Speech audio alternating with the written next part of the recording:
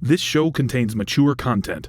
The views and opinions presented belong solely to the people expressing them, and they do not in any way represent Goonies Comedy Club, the Crooked Pint Ale House, or any of their staff or management. Besides, every person on this show is a comedian, and they might just be joking. If you could be trapped on a deserted island with one person, why would it be me? Sorry. I like Roll lunch, we're having lunch on the road, yeah.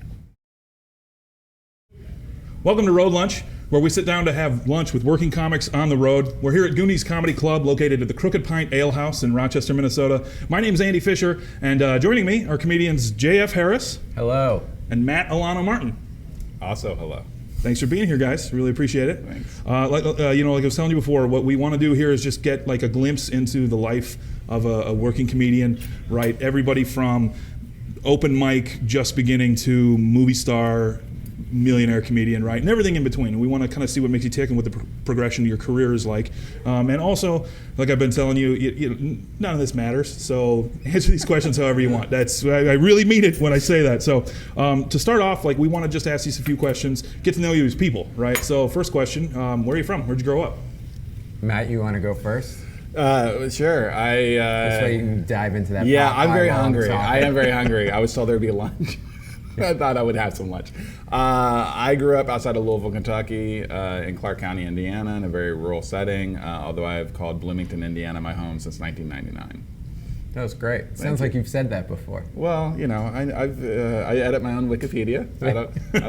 Is that a good thing to admit or a bad thing? Who cares? I'm from Staten Island, New York originally.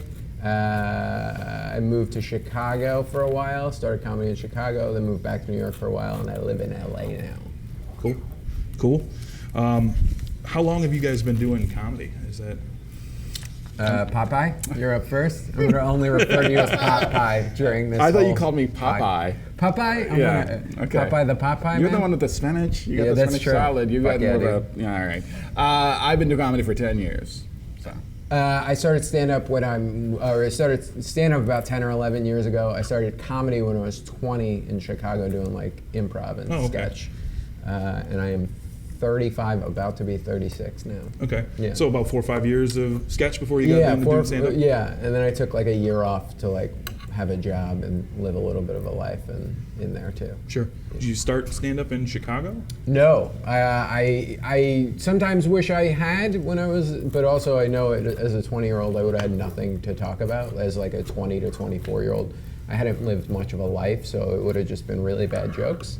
But the crop of people who were there at that time doing stand-up was like all of the famous people now. So it might have been good for me to be around those people when I was younger to help develop. Yeah. Sure. Matt, how about yourself? Did you start right in Indiana? I want to find out who these famous people are. Hannibal. Okay. My improv group they used to have this like cage match competition where groups would face off. And my 4-man improv group went against Hannibal, and we brought the whole audience, and he still won. That's pretty good. Yeah, because that's how funny he was back then. Okay. He's still funny now, but like he was just unreal. Sure. Am I supposed to keep talking? Well, I was just wondering. You're just trying to get more Popeye. I know. You keep going to me so quickly. Pete Holmes was there. Nate Bargatze was there. Kumail, Jared Logan. Is Kinane still around there? Kinane had left for a bunch of years. Matt Bronger had already left for a bunch of years. Beth Stelling was there. It was like that period in Chicago, which is like really good. TJ, but I knew TJ from like improv, and I did improv with Thomas Middleditch, and we were on an improv team together. So it was like that period in Chicago comedy. Cool. Yeah. Quite the list of names there. Yeah. Where did you start comedy? Did you have a home club when you did that too? Or? I used to do improv at the Improv Olympic, which is now called the IO Theater, because they got sued by the Olympics. Because people were getting those two things confused. Yeah. Like you do, right? Yeah. And then I also like studied and took classes and did shit at the Annoyance Theater. Cool. Yeah. Matt, did you have a home club in Indiana? I do. I did not start doing stand-up comedy until the Comedy Attic opened. Someone's trying desperately to get in. Break it through, yeah. All right. I will not be silenced. I will tell my story. Yeah, the Comedy Attic is my home club, and it's in Bloomington, Indiana, where I live. And you know, I'd always been obsessed with stand-up comedy my whole life, but I was in bands, and then I worked in the music industry for a really long time. And it wasn't until a club opened in my hometown that it sort of became a possible thing. It just seemed like there was just a disconnect until that point. Like I would go to comedy shows and I loved comedy, but when I saw the club in my hometown and they were like, oh, there's an open mic, and I went to the finals of the contest the first year, and I watched now very famous comedian Tom DeCar, but he was just a Tom's young. kind of famous. Very is. All right, sorry. I mean, he doesn't have the resume of J.F. Harris. Yeah, Tom's got more credits than me, but nobody knows who the fuck I am. I mean, I don't think Tom has Thomas Middleditch's phone number in his phone, so. I don't know if I have Thomas's phone number in my Not phone. anymore, probably. No. But Tom was just a college kid at the time, and he was doing. But Tom and then the other finalist, I believe, was Jameson Raymond, and they were funny, but not unattainably funny. Because I'd gone and seen like Jake Johansson and Ron Schock and these like masters of the craft. It had never occurred to me like, oh, I could do that. But I watched these very funny college kids. I was like, oh, I think I could do that. Yeah. You know. That's like one of the most important things when you're starting out is to like see someone who's funny, but not so funny that you can, like, you're like, I can get there. Right. Like I remember the first time I did like a guest spot in a club on the road on the weekend, and it was like Sean Donnelly was featuring, and Pete Holmes was headlining, and I knew I wasn't as good as Pete, but I was doing guest spots the whole weekend because I knew both those guys, so I was like trying to. But like I knew that I could be, like Sean had been doing it maybe 4 or 5 years longer than me, but I knew I can get to be as funny as Sean. Yeah. And I was like, if I can get to be as funny as Sean, Sean's almost as funny as Pete. So like I can see how I can get to be a headliner. Right. Yeah. I mean, because there's like I never watched a Carlin special and thought, oh, I can do that. No. You know. Yeah. So, but it was good. It was good that I went to that contest finals because that's basically I went and started open micing like a couple weeks later. So yeah, important tips. Don't just go to the pro shows. Yeah, go to an open mic. See the whole level. Yeah, go to open mic, see people be bad, because then you'll be like, oh, I can do that. Yeah. Was there anything in particular that drew you to comedy or improv to start with, like before you'd ever gotten the ball rolling with it? As a kid, I grew up watching like Bill Cosby himself. My parents owned it on VHS. They were a big fan of rapists, you know. What are some of the other ones? What are some other rapists that your family's a friend? No, but it was, you know, it was before we all knew that he was the worst. Imagine who. Didn't he have a track called Spanish Fly? I think he did, but I didn't own a record player, so I was very unaware. I wasn't on the ins yet. I wasn't a 4-year-old hipster. Now I own a record player. I'm a 36-year-old or 35-year-old hipster. So as a little kid, the dad is great, gives me chocolate cake, but it was like the coolest thing in the world. And then I got a little older. When I was in high school, we got HBO, and there was Chris Rock's Bring the Pain, and Eddie Izzard's Dressed to Kill, stuff like that. And then I had a friend whose older sister did improv when I was in high school, and I went and like saw like the UCB people when it was like barely a thing in New York City, and I was like, oh, that would be cool for me and my friends to do that. And all my friends were like, we're not doing that. But secretly in the back of my head, I was like, that would be kind of cool to do. That. Yeah. Yeah. Cool. What did you do? So, Matt, you said you were in music, worked in the music industry, and Jeff, you were doing improv. Was there anything before that you did? Go to school for something different? Have a different career or anything? I mean, I went to college for communications with an emphasis in radio, but it was just something to do while I was figuring out. Getting high. No, no more drinking really than getting high. No, but I was playing in bands and stuff, so I was focused on the bands, but it was just like, well, I should go to college to make my mom happy and have like that experience. But no, I was basically I worked a bunch of crappy day jobs and focused on bands forever. And from that led me to working for bigger, more successful touring bands as a tour manager. Because even when I was younger, I was always like the adult in my band, you know. Even when I was a raging alcoholic, I still was the one who got us where we were supposed to be. And so that transitioned into that, and then I tour managed bands for about 7 years. And it's such an intense lifestyle. It's great. It's a great midlife crisis job, but I was like ready to kind of wrap it up. And so when I came back from the road that time, after tour managing people, I just got an office job for about a year, and then it was only a couple months later that I was back that I started open micing. So, Sure. Yeah. I dropped out of 3 colleges before I started, I dropped out of my 3rd college when I started doing this. I studied film in college. I went to a community. First college was a college upstate New York.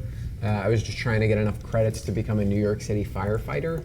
I wanted to make movies and stuff like that, but I kind of got talked out of it a little bit by my family.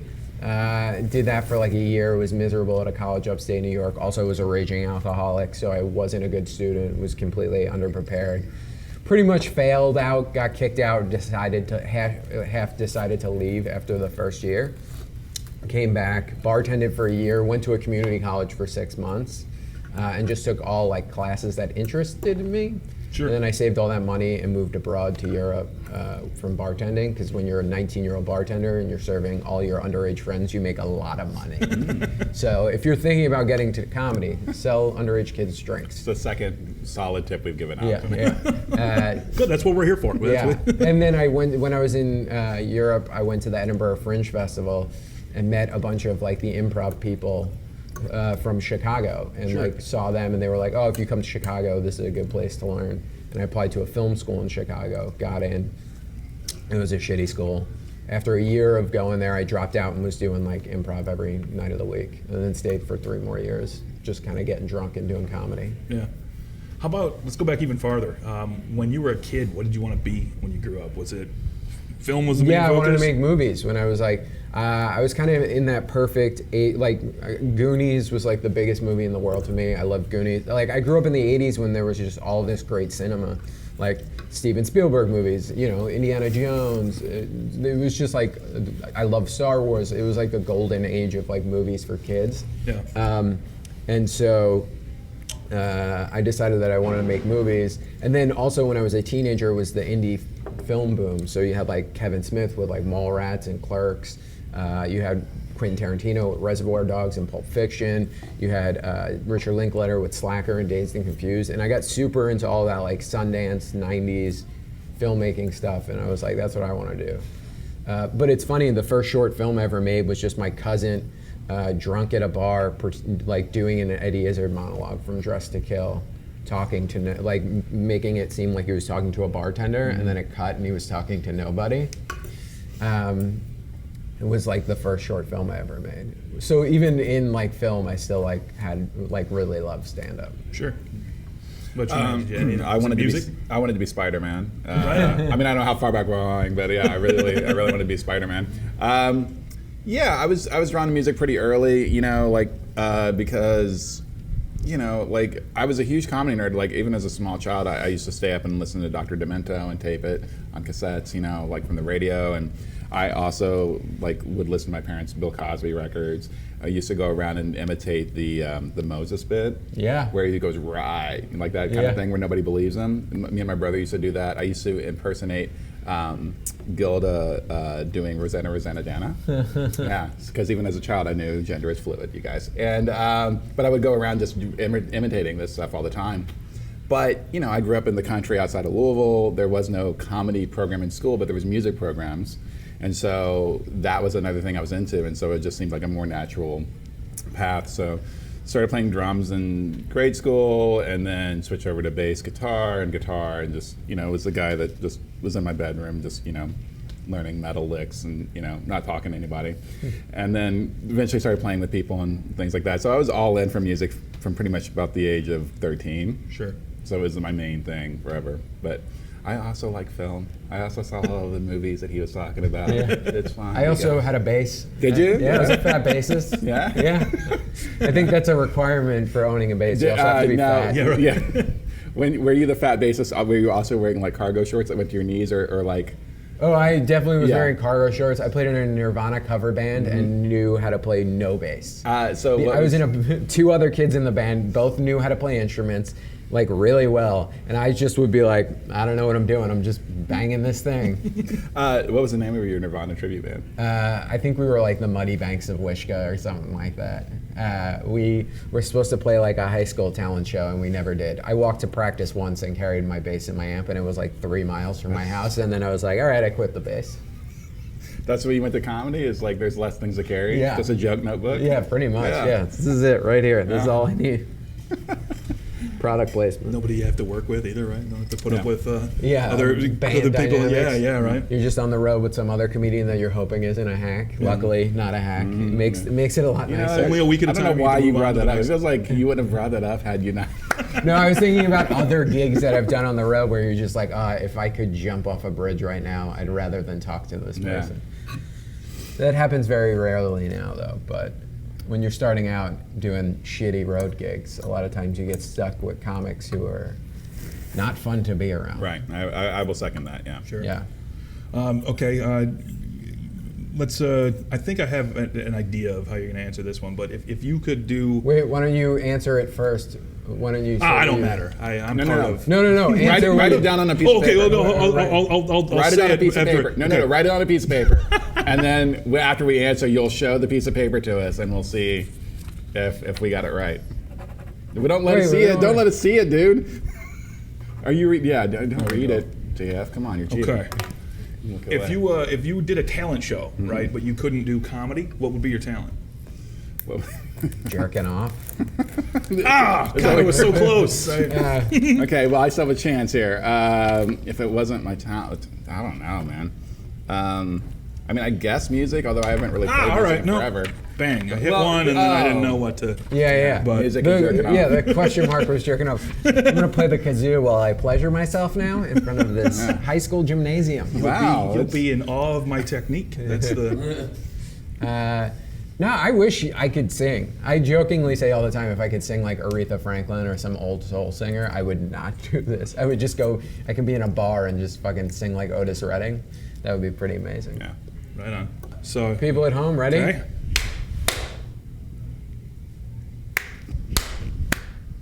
Cool. Get some stories from you about your history doing comedy. This is my favorite question to ask. Dive right into it. Tell me some horror stories, just terrible experiences you've had doing stand-up. Well, I think we normally kind of gravitate towards like on stage things like that, but there's definitely been like the moments of when you're on the road and you're just like tired and you drove like 12 hours to go to this gig and like nobody shows up and the money's like nothing, and then you're laying in your car because you don't even have enough money to buy a hotel room that night, and you're like, what am I doing with my life?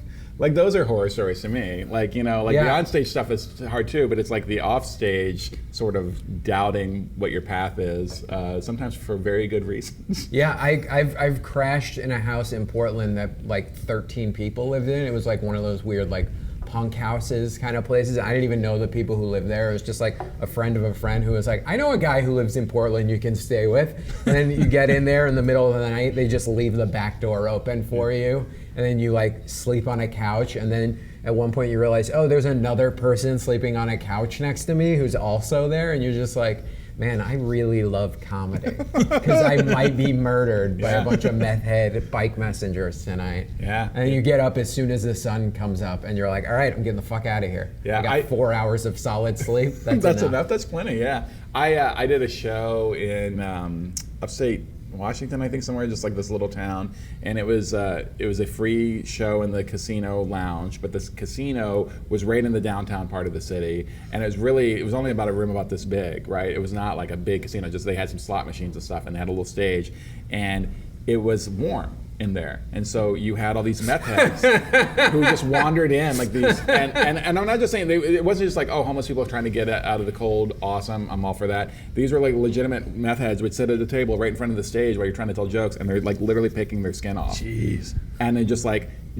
in their own world, and you're just like, so I went to the store the other day, like that. Was like, well, I'd walk off stage directly to my car and leave. Casino kind of thing. gigs are either great or the worst things on earth. Yeah. I remember one time I was doing a casino up in like middle of nowhere, Michigan, and it was, you could smoke in the room that we were doing stand-up in, which is already like, oh, this is gonna be a nightmare. And it's just people chain smoking. And then at one point I just looked down and I realized the waitress is 9 months pregnant.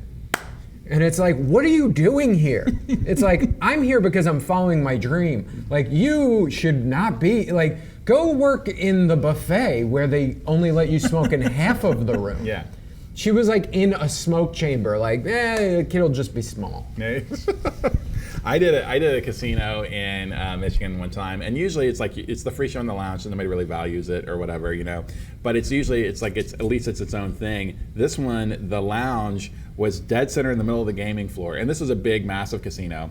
And they had what made it the lounge were like these 8-foot tall walls. There was no ceiling, but they were just sort of frosted glass walls that had like 2 entry points in, and there was a bar in there, a dance floor. You just stood on the dance floor with a wireless mic, and then people sat about 30 feet away from you in a row of tables. So you had the entire dance floor to work if you really wanted to while you're telling comedy.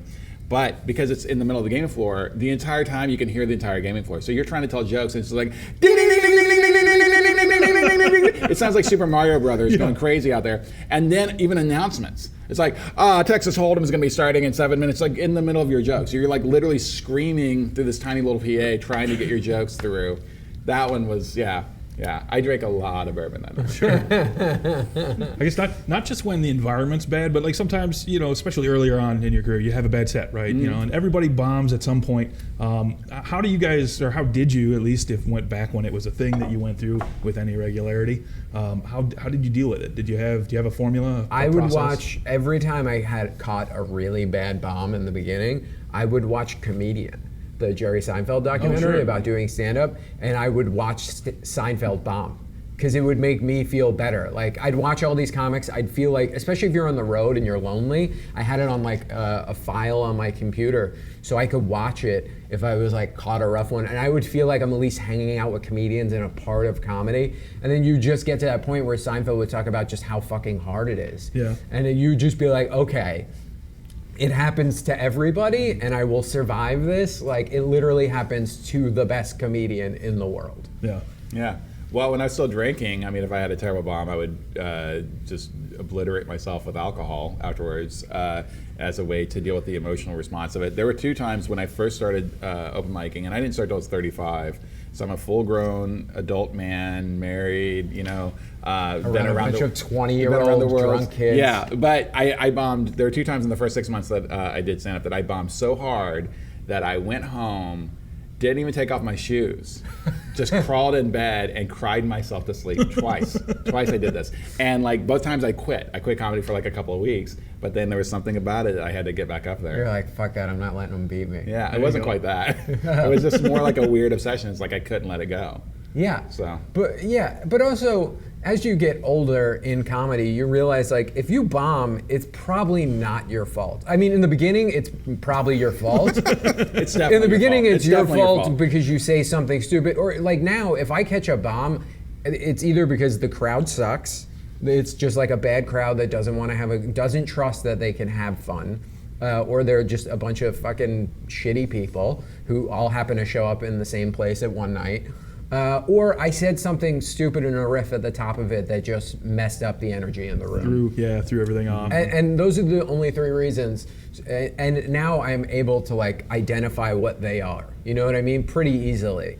And you can get it back on track. But in the beginning, it's usually your fault. Yeah. I'd say also the thing that's the longer you do comedy, it's your wins start to hopefully your wins column gets bigger than your loss column, and that's a comfort of like when you do catch the bomb, you're like, okay, it sucks, it's still like an kind of feeling, but you're like, I have plenty of other things I can look back on just earlier this week or whatever where I did well, and it just thickens your skin a little bit in that way, I think. But then also, you bomb less the longer you do this because you get better and you can adjust. If it starts to go south, you can pull it out, and things like that. So, but in the early days, it is hard. It's like a kick in the chest. It's like a Takati being thrown in the chest. Okay, enough of the negative stuff. Tell me about the time, like, I don't know if it was a set you had or an experience you had in comedy. Tell me about a time that just made you fall in love with it and validated, like, this is why I do this, or this is why I want to do this. The first time, I was already like a bunch of years in, and I just started featuring for the Helium Comedy Club chain. It was my first weekend they ever gave me, and I was opening for Dana Gould. And Dana Gould is like one of the funniest human beings on earth, one of the nicest people. But for the first show, it was like a Thursday, 7:30, and he must have thought it would start at 8 and nobody had talked to him. So like he wasn't there yet. We started the show and they were just like, we don't know where Dana is, nobody's talked to him. But so you have to just go, and they were like, how much time can you do? And I was just like, well, I can do as much time as we need me to do. And it was one of those shows where you're like, all right, I'm doing every tag I've ever thought of for every joke. I'm playing it real loose, being riffy, and like I had one of those sets where it was just like, and it was Dana Gould fans. They were like Simpson fans. They were just like great fans. And he showed up. I only did the 25, 30 minutes, but I did jokes that I probably normally wouldn't do anymore. And like had that set where I was like, oh, if they would have showed up for a show tonight and it was just me, they would have got a show. They would have left happy. Like I could have been the show tonight. And it was the first time I had that feeling of like, oh, I can do this. And I was already doing it for a living for about a year at that point, but it was the first time where I was like, oh, I'm okay at this. I'm like pretty good. And then the next morning at brunch, Dana was like, one of my jokes, he was like, that joke's funny. I wish I would have written that joke. And that was one of those moments where you're like, gee, what? You're like, oh my God. But you're trying to play it cool and you're just like, thanks, man. You're like, you fucking wrote the best episodes of The Simpsons. It was one of those kind of moments. Sure. Where I was like, okay, I think I'm gonna make it if I just keep doing this, you know? Yeah. Anything stand out for you, Matt? Well, I'll second that Dana Gould is phenomenal and in all ways, and also as a stand-up. I mean, obviously his Simpsons credentials are amazing, but I think his stand-up is so amazing. So good. Yeah. I think there's a couple things. I mean, there was definitely a moment. I've been doing comedy for probably 6 or 7 years, and I got to open for Tig Notaro in a theater. And it's not a long set. I'm like doing 15, maybe 20 or something like that. But it's a sold out theater. And I'd done theaters before because I'd actually toured with Ralphie May for 3 months doing like huge, like 2,400 seat theaters that were sold out and stuff. But I was so young back then that I was like constantly like in my own head, what's the next joke? I was just like kind of terrified the entire time. I was now farther along where I could actually enjoy it. Yeah. And so I remember there being like, I do a joke and it hits, and when you do a theater, you have to kind of let the wave roll out and roll back in. You actually have to stop yourself from what your natural rhythm would be to go to the next joke, because there's people that are still processing it. And I remember catching that and thinking to myself, like, enjoy this. Don't just sit here and time it. And don't be thinking about your next joke. Just feel this. Actually, like it was an out of body. It's like, and just feel this. Enjoy this moment. And I did it, I think, after the first or second big laugh. And I was like, and then the rest of my set was like just pure joy. Yeah. And then I wasn't, just in my own head. I'm like, okay, cool. Now how am I going to turn this to this or whatever? So that moment still to this day stands out. And have Tig, like have your people that you look up to compliment you is a big thing.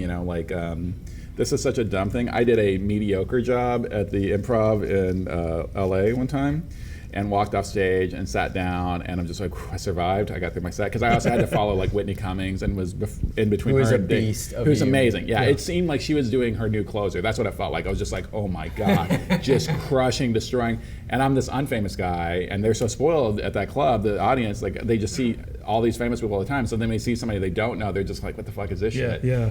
And so I get through my 4 minutes or whatever I had, and I go sit down. I'm like, okay, I survived that. And I just look over, and I did not know he was there. I actually wound up sitting right next to Chappelle, who was in the back of the room, and he just gives me like this head nod, this acknowledgement of like, I saw you, you did a thing, and I was like, that's all I need. Like, I'm not gonna try and talk to you. Validation. Thank you, sir. I had one of those like Mount Rushmore people give me like a similar thing. When I was really new, maybe like 4 or 5 years in, I was at Stand Up New York in New York City, and like waiting to go on, and Attell walks in, and I'm like, oh no. And I was like, well, they'll just put Attell on and he won't get to see me, and that'll be great because I don't want David Attell to see me do stand-up comedy. Because you're just like, he's the guy. He skanks for the memories. He's the greatest to ever do it. And then, so I'm standing there, and then they're like, all right, you're up. And I'm like, oh no. And like, it's 12 tourists. 3 of them probably speak English as their first language. And it's just one of those sets where you like slog through it, you get some laughs, but it's not great. And then I do this one joke I still do now, and it's probably my favorite joke to do. It's because it's just so silly and fun. And as I'm getting off stage and they're bringing Attell up, he just goes, I like that gay goth joke. And I'm just like, ah! And it was like that to me was like, I lived on that for a year. Yeah. You know what I mean? Like, especially in the beginning when you just can't, like, just any little thing will keep you going. That was one of those where I was like, oh my God. Real quick, just last question here. In one sentence, what advice would you have for somebody who's just starting out in comedy? Write every day. Write every day, get on stage every day. Those are the only things that matter. There's literally, if you are My friend Rory Scoble told me this when I was like really hungry in the beginning and I was trying everything to get ahead. He was just like, you need to be undeniably funny. And the only way to get undeniably funny is by getting on the stage all the time and like and writing every day. And I didn't do that a lot in the beginning because it's like scary to write, where if you just make it a daily practice, it becomes less scary. And every time you write, you'll get a little something. You don't need to get hour every time you write. You need like a tag or an idea. You just need a kernel. Sure. It's a puddle, a pond, a lake, an ocean. I would say, because I come from a different sort of world of comedy, coming from the Midwest, where you can't get up every single day, basically. I mean, unless you're in Chicago. Yeah. But I would say make the time that you go up count. Because if you can only get up, particularly when you're starting off and nobody knows who you are, and you maybe can only get up once a week or maybe once every other week, like, you should have that 5 minutes just down, and it should really be something that you focused on that entire time. When I started off, I would work a day job, and I couldn't get up in my hometown because they only had one mic a week, and I was new, and I could only get on like once a month or whatever. So I would drive 2 hours to Cincinnati for 5 minutes. I'd drive 2 hours to Louisville for 5 minutes. I'd drive an hour and a half to Indianapolis. I was obsessed with it, right? And that kind of focus, if you're putting that time in, you don't get there and be like, let's see what else did I want to talk about. No. Yeah, like, you have it laser, like this is at least, I'm not saying it's gonna be great, but this is what I worked out. Yeah. And I'm ready. And like, so I would say this is gonna be like sound like it's against each other, but like take it very seriously. Don't fuck around on stage, right? Once you get way into it, then you can fuck around on stage, because then you have the skill set to get out of it and all that kind of stuff, and you earned it. You've kind of earned the fuck around status. But when you're young, do jokes. Yeah, be prepared. Show up with jokes and punchlines. Do them, but then also have fun. I got so focused sometimes into like, this has got to go well. Most of it does not matter. Yeah, none of it matters. Yeah. This job is pointless. Yeah. If you're not, particularly if you're not having fun. If you're not having fun, because the money's garbage. Even when you do it for a living like we do, for the amount of hours that you put in, the money's not. I mean, you would make more money working at McDonald's for the amount of hours, honestly. You would be a manager because you're headlining tonight. But I do a little bit better than a manager at a McDonald's. Yeah. All right. But yeah, I was just saying, you don't forget the fun part of it, because you get caught up in your local politics, like your local scene politics. None of that shit matters. None of it matters. I wish I could go back and talk to me in the beginning and be like, all these people that you're worried about, it doesn't fucking matter. Yeah. Like half of them aren't gonna be here, and the half who are also lifers, and so you guys are gonna be friends forever. Yeah. So they're gonna see you bomb, you're gonna see them bomb. Like, just get used to it. And yeah, you should be prepared in the beginning. Like, you should go into it with like knowing. Follow Gary Goldman on Twitter and Instagram. Yep. That is the most important thing a young comic can do, and do every single thing that Gary Goldman says. I would agree. Yeah. Right.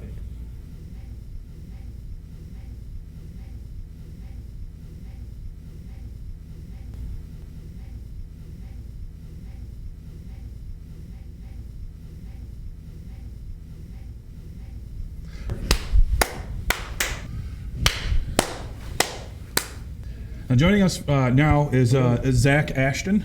Zach is an area comic, an up-and-comer, a little newer to the game. We're going to play a little game with him here. We want you guys to get to know Zach, but what we're going to do is I'm going to tell you like an anecdote, a story, a fact, a little statement about Zach, okay? And you guys, you can ask him questions about it, but you've got to tell me if it's true or false. You get it right, you get a point. Whoever has the most points at the end gets to pick a shot that Zach will do, and we encourage it to be gross. Like, you could pick a glass of piss and he'll do it. Please don't. I mean, Welcome to the circus, Cool. ladies. How many people have picked that? None yet. None. Yeah, Thank God. I say it every time as a tempting offer, but everybody's too He courteous. always so- puts. He wants to see me drink piss so Someday. bad. Let's just know more about Someday. him. than you Yeah, do. I think so. He's got too many R. Kelly records in it all. Don't yuck his yum, all right? Whatever he's into. Okay, we'll just dive right in, and you can ask him questions. Like I said, I'd kind of recommend maybe going split. You'll see how I we have go. a question. So what was it like to be in the Allman Brothers band? Honestly, not as fun as you think. They are boring as fuck. Okay, as a teenager, Zach was a dedicated juggalo and wore face paint to school. I'm gonna go true. Yeah, I'm also gonna go true. They don't even No ask questions. Yeah, no, not doubting this No one. questions Okay. asked. Oh, I'm sorry. No, you're good. No, That's yeah, we totally don't need fine. to ask questions. No, Okay. we don't need to. They don't need This one is actually false. Whoa. He wasn't allowed to wear the face paint to school. But it's partially true. But it's partially true. But true. technically false. okay. I So think the we should point get a is half a point. yeah, exactly. Dark Carnival of Souls, ladies and gentlemen. no points awarded. That's okay. We'll get going here. Okay, next point about Okay, Zach. wait, I have a question. I just thought of a question Yeah. for this one. Can you edit this in? No. But also, can you explain to me how do magnets work? How do magnets work? Oh no. I don't know, no. Okay, next point about Zach. Zach once had a girlfriend break False. up with Oh, him. wait. But I love it. point for Matt. Point for Matt. No, all right, that one's off the board. Zach once had a girlfriend break up with him by faking breast cancer. That's false. Do you have to ask some questions, or are you just going to go for false? I'm just going for false. Okay, I'll ask some questions. How did she tell you that she had breast cancer? She told me in a Taco Bell parking lot. Oh shit, it's true. Like, what were her exact words? I feel a lump, and I'm scared, and I think I need to face this alone. This is So true. she, so This she, is a true story. yeah, so she had not actually seen a medical professional. No, she no. just thought Just she might have a lump. She's one of those girls where I have cancer. She's Yeah, already okay. made up her mind. Yeah, I that think she this had is true. I cancer. feel Yeah, like this is true. Yeah. Okay, this one is actually false. God It was damn cervical it. cancer. Cervical cancer. Oh, See, these it are all wasn't- half true. He's fucking with you. Okay. But yeah, she did fake next cancer. point. The next point about Zach. Okay, Zach once convinced his younger brother, at the age of 7, Zach was 10, to smash a hornet's nest with a broom to win a prize. I'm gonna guess. Well, Zach, I've known him for about 30 seconds, but he seems like too nice of a person to do that. So I'm gonna go with false. I'm going to say that it's partially true and partially false. I'm going to say he was the younger brother who got tricked into smashing the hornet's nest. His older brother tricked Zach into. So doing we're both going with false then, technically. Yes. It's a binary question. Yes. So, Yeah. okay, both going with false. Yeah. This one is actually false. He didn't give him a prize. He just got him to do it. I So just got him to do it. Man. we're both on the board now, 1-1. Okay, next point about Zach. So basically, we You should tried just to guess murder. false, because as long as some of it is false, we're gonna win. You're gonna win. There's some It's- falseness in every one because they're all trick questions. Okay. Okay, all right. No, on that note, when Zach was 10 years old, he was suspended from school for spraying classmates and staff with a fire hose in the gym. That I'm gonna go with false. Yeah, I'm gonna go with also false. And my guess is, we're supposed to be asking questions, all right? I don't know. It's up to you. Why did you do that? They were doing a demonstration on like how fire hoses worked, and it wasn't in the gym. It was outside. Oh, It's outside. I can't read your writing. They rode a fire truck up, and I sort of snuck around and was like, ah! And it's just a handle apparently. I know that different. this is on a fire truck. Yeah, on a fire truck. I'm gonna say false because there's more to it than just flipping the handle on a fire truck. Yeah, my dad's a fireman. You gotta pull a pin. You gotta pull it in. You also Okay. turned some shit on the truck too. okay. This one is actually false. Zach made all that stuff. Yeah. I didn't know I was dealing with such fire We got aficionados. points. We're tied up here. 2-2. Okay. That's to do 2 shots then. Last year, Lewis Black was in Rochester here doing comedy. Zach went to the show, got to meet him backstage, and Lewis Black said, quote, to Zach, "I'm not going to get high from touching you, am I?" Yeah, that sounds like a funny thing Lewis Black would say. Yeah. Question: Yes. would he have? No, well, it's not like I South American secrete frog. it, but yeah, I was definitely baked. Question? What was the name of the tour that Lewis Black was on? I don't know. Okay. I don't know. I'm gonna go with true still. Okay. Yeah. Matt, I want to go true, but this is where we can split. Yeah, sure. I'll go false just to split the coverage. here. okay. This one is actually true. Zach Yeah. was there. He just doesn't remember obviously. No, for- yeah. I didn't buy them tickets, man. Do I look like the kind of person who buys tickets? No. All right, Jeff takes a lead, 3-2. Next point about Zach. Zach's grandfather would send him to pick up smokes. Your handwriting Very. horrible. All right. Pick up snakes. Yeah, I don't know why For that even made fuck's sense in my sake. mind. Son, I need you to go out and pick up snakes. I was about to say true until you went to smokes. Zach's grandfather would send him to pick up smokes and booze when he was as young as 9 years old. Where did you grow up? Here in Rochester. In the country and in the suburbs? Where? Kind of south of town by the corncob water tower. Like we have a corncob water tower. It's very fancy. Where would you buy these items for your Buckeye Liquor down the street, about 2.5 blocks away. He'd call down and say, "My grandson's coming in. Old Gold Reds." They still sold old golds back then. Good times. I am going to go with false because you are not a good liar. Oh. I'm going to go with false as well. And can I get double points if I guess that it was actually his grandmother and not his grandfather? I will award double points if that's the case. Okay, this one is actually false. It wasn't his grandfather. It was his dad. Yeah, My dad. I feel like I point and a half. 1 point. If it was a grandmother, I'd have given you 2. You'd have got 2. But that's a point for each, so it's Yeah, 4-3. Okay. Oh, I don't know what's going to happen here. Next point about Zach. Zach once convinced a neighbor boy to eat a dog turd by saying it was a Snickers. How big was this turd? Like small dog size. I'm surprised he did it.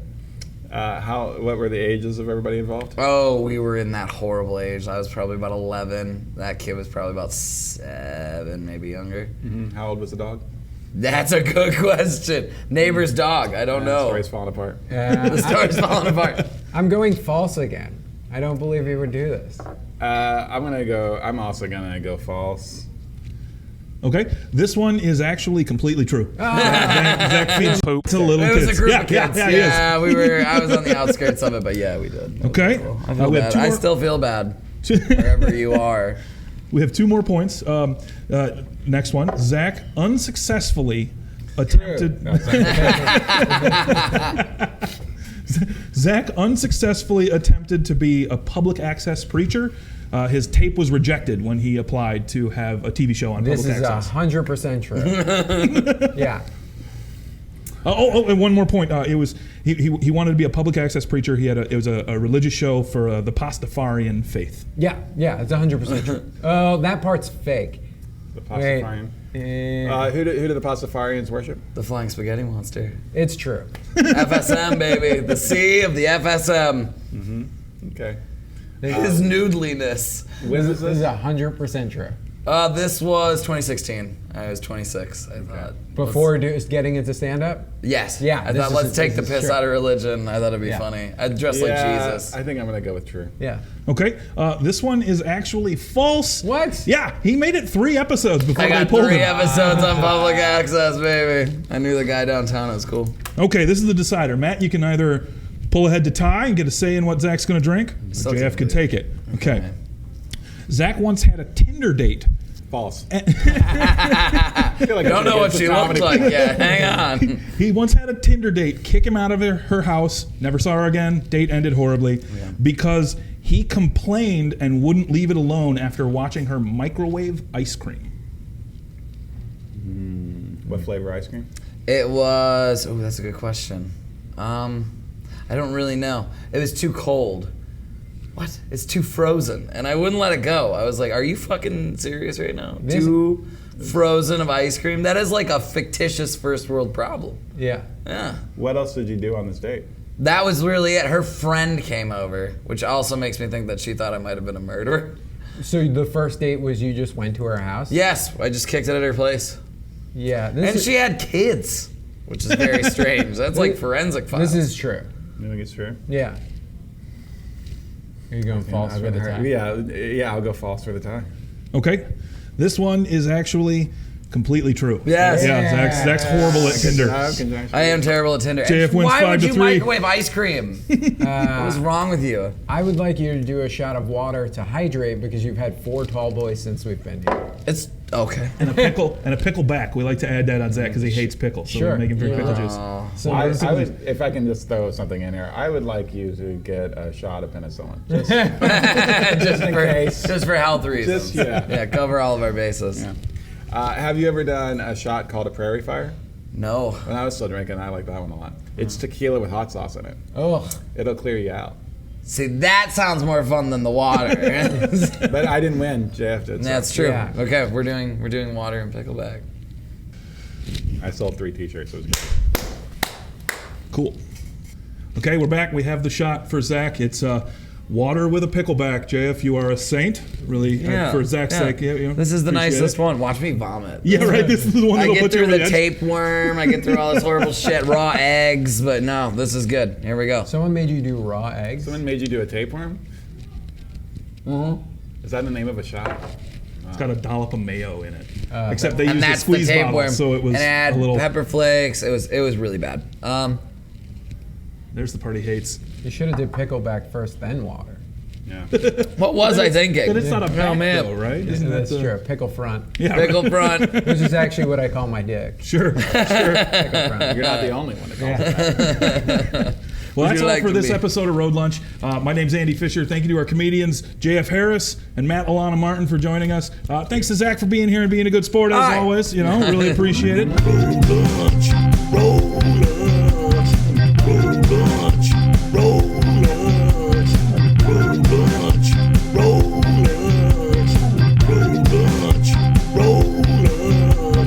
Having lunch on the road.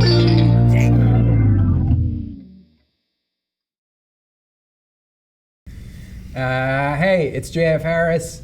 That's me, the person you just watched on this podcast video. I don't know what you're doing with your life. Also put on pants. Come see me on tour. You can find all my tour dates at www.jfharris.com. Instagram is @thejfharris. Same thing with the Twitter. It's JF like the initials. I would plug dates, but I don't know when this is coming up. But chances are I will be coming to a place near you to do comedy. So come watch me do comedy and see videos of my dog on Instagram.